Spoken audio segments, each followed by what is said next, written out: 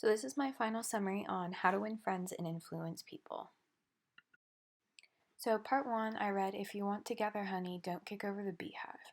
The main point of this chapter is that we tend to try to find blame in other people before we look at blaming ourselves.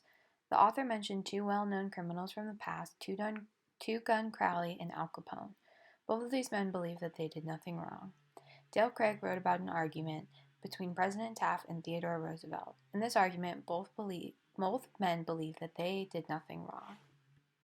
Part 2 is called "A Simple Way to Make a Good First Impression." The main point of this chapter is that your facial expressions can change the way people see you.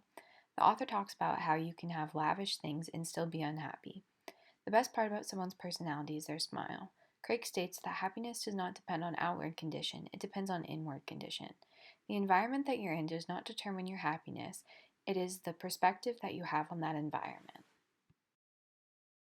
Part 3 was a sure way of making enemies and how to avoid it. The main point of this chapter is that we are not always right, and that's okay, but it's not a good idea to just tell others that they are wrong. It is also important to not tell someone that they are wrong. It is important to explain to them that you yourself may be wrong, but explain why you believe you're right.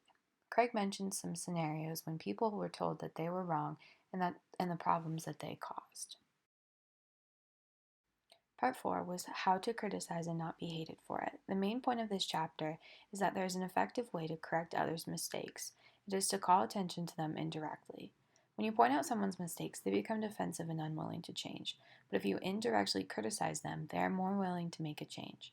Craig talks about a man who runs a steel mill whose employees were smoking indoors. He politely asked them to go smoke outside, and they listened. He didn't criticize what they were doing. In conclusion, I really enjoyed this book and I think I learned a lot. I hope to be able to find some time to read the entire book. I think this book could really fit into anyone's life and I think it's really great.